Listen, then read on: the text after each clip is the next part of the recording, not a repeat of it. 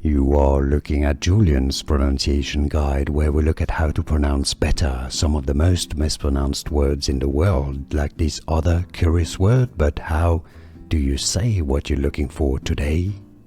We are looking at how to pronounce these words, as well as how to say more confusing vocabulary in English that too many mispronounce, so make sure to stay tuned to the channel if you enjoy learning more about correct pronunciations. In British English, it is said as maternity, stress on the second syllable, m-t-n-i-t,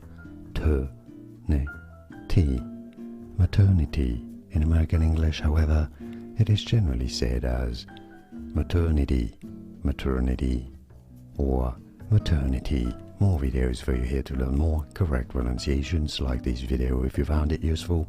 Thanks for your support, and thanks for watching. Here are more videos on how to pronounce more confusing words and names too many mispronounced. Like this video if you found it useful. I appreciate your support. I'll see you soon, and thanks for watching.